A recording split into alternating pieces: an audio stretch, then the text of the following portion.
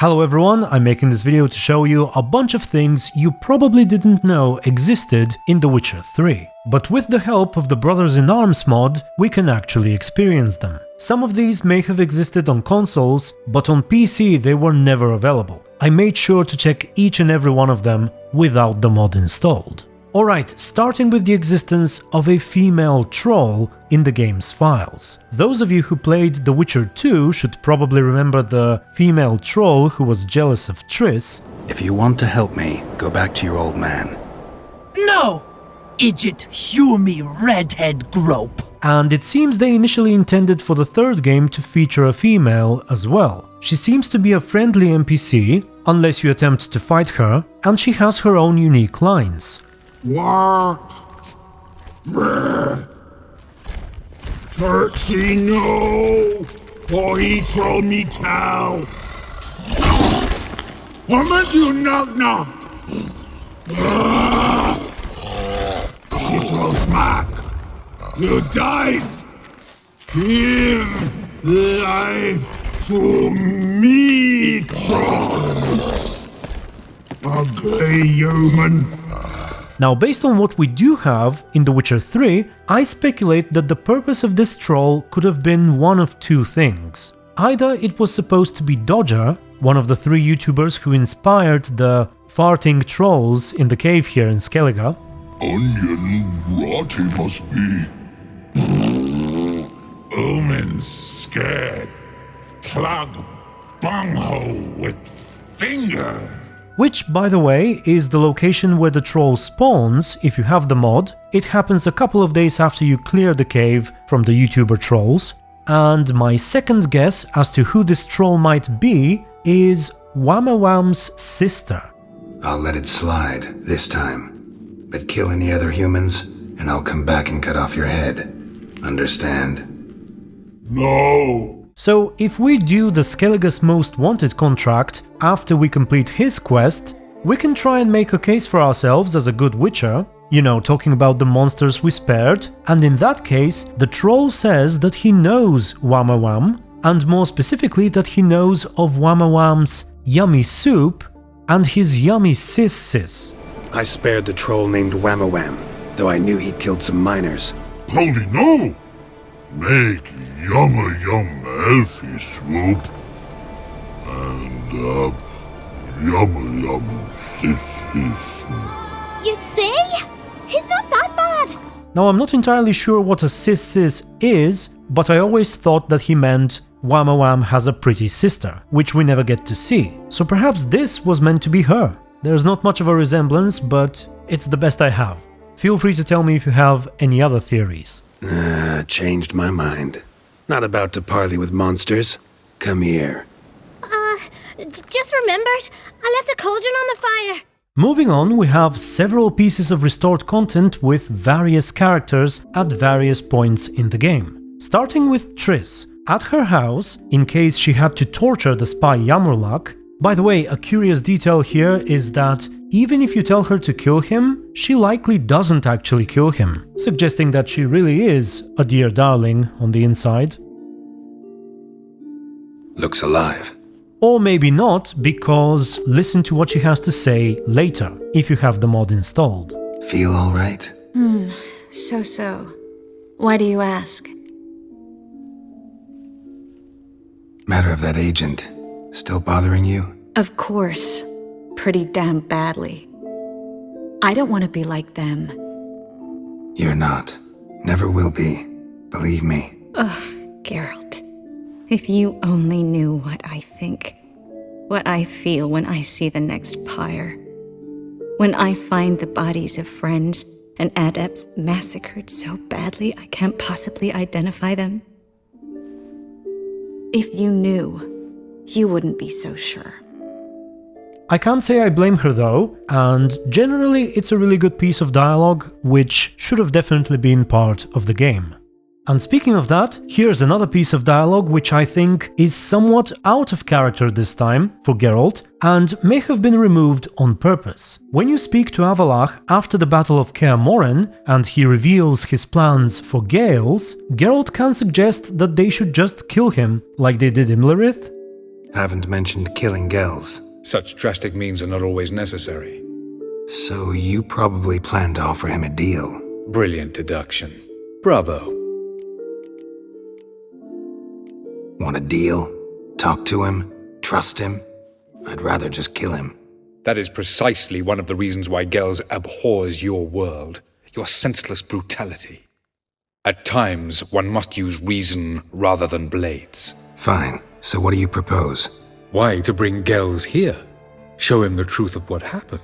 I should probably use that in my Geralt is the worst character video, hopefully coming soon. But alright, moving on to a couple of restored pieces of dialogue in Kaer Morhen. The first one is with Letho, where he shares more about his devious plan. Got a minute? What is it? How much did you pay the Arbalist? You know, the one who killed you? Not 1 crown. I found out there was a Ben of Kavir investor's band of merry men. See, a while ago I met Ben's father, saved his life.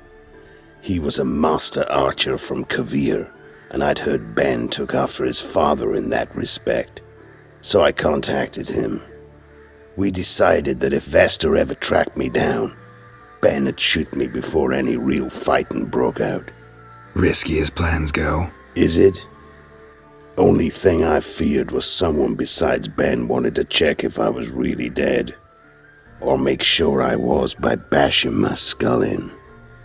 But a bit of fear's a small price to pay for freedom. And the second one is a rather heartfelt piece of dialogue with Vesemir, which hits even harder now that we know what his fate will be in the Battle of Kaer Morhen.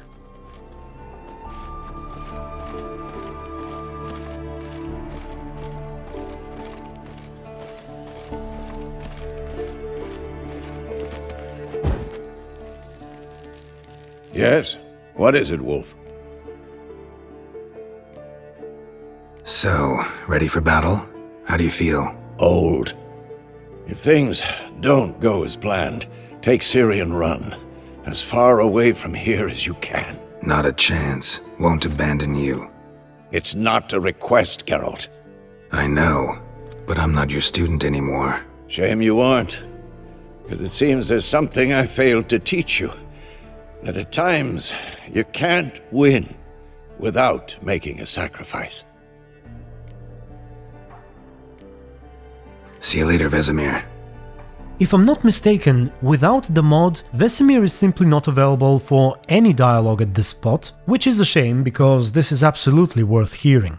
Next up, we have something quite brief but quite interesting about Birna Bran. The mod unlocks an extra piece of dialogue with her during the wake after the cutscene with her and the Jarl, and it suggests that perhaps she was forcefully taken to be Bran's wife from another land.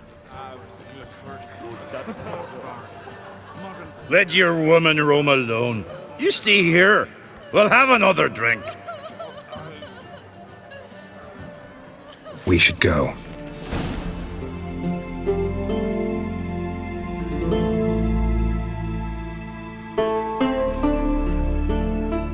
What is it, Witcher? Deepest condolences on the death of your husband. Bran was not my husband.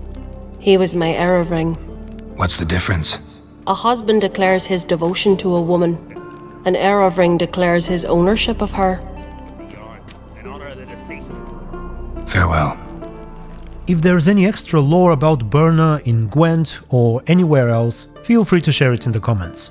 Next up, we have a couple of extra dialogue options in some of Velen's side quests. For example, if you have alcohol in your inventory, which you will, the mod unlocks an extra greeting with the trio you can stumble upon over here. Greetings. What is it, Don't mind him. Sit with us. You're most welcome to. Though be warned, we're in the middle of some serious studying, as our learned companion calls it. Kind of you to let me join you. It just so happens I've got something to warm us up. Well, the kind of guest I like. I shall find some mugs. Day full of surprises, truly. You saved us. We just drained the last bottle. What do they call you? Additionally, when stumbling upon the traveling merchants over here, you can now suggest that they did not pay their escort enough. Damn cheap guards! You get your coins worth, even less. Thank you, Witcher. Where would I be without you? Your guards run off. Louts didn't get the chance, thank the gods. It's them you cut down, waited until we passed the last settlements, then attacked. And to think, I made sure the scoundrels were well armed. We stood no chance against them. Probably decided you weren't paying them enough. Nonsense. I paid them more than they're worth. A rumour went about that ghouls and other such monstrosities prowled the roads. They demanded more, as no one else dared ride this way. Think these boys could have handled some monsters? They fell to a solitary witcher, so I truly doubt it. And by the way, they can be encountered sometime later in Crow's Perch, where they settle permanently. Do I look at all familiar, Master Witcher? Unless you let them die. To arms, gentlemen! Shit.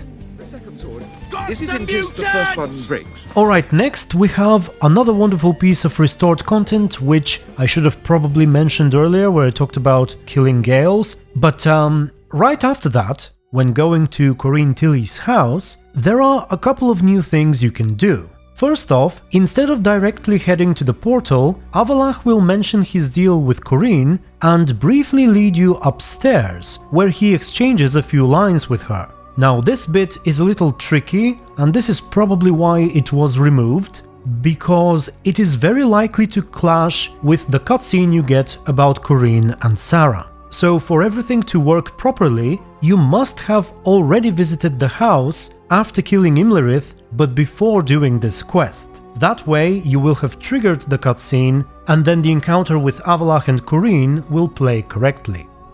We must hurry. The portal will open soon. Of course. We shall return soon with your patient. I shall be waiting. This way, Geralt. Go with Avallac'h. We'll talk later. Otherwise, he will simply lead you upstairs, the cutscene will play, and you will miss out on everything they have to say to each other. And one more thing for this to work properly is you must do it on a save where the mod was already installed when you first did the quest with Corine and Sarah much earlier in the game. Fortunately, there is a neat console command you can use, even if you installed the mod later on. Okay, for the end, I saved one of my favorite parts, which is right after the bit with Corine and Avallac'h, and it always works regardless of when you installed the mod. So after he finally leads you down to the portal, there is an extra piece of dialogue about the portal itself, which I always felt was necessary. It adds some more exposition and just a few well-written lines for Avallac'h. Once we enter, there'll be no returning until we reach Gels. Ready? A portal here? This passage has existed since the conjunction of spheres. It will continue to exist, opening periodically long after you all die. Several centuries ago, a temple dedicated to the moon stood here. Even earlier, there was a circle of monoliths. Now there is a city on this spot. You build upon the ruins of hallowed places, upon intersections of the power, and then you forget why. The ancient magic of these sites persists regardless. Is that sufficient? Does it satisfy your curiosity? Ready now? And with that, I believe I'm done for now. Tell me how you feel about all these restored and re-enabled pieces of content, and be sure to check the description if you'd like to download the mod for yourselves. With that said, I'd like to thank everyone for watching, thank you for your support, and special thanks to the creators of Brothers in Arms, without whom none of this would have been possible. Alright, until the next video, stay tuned and be good. I hate portals.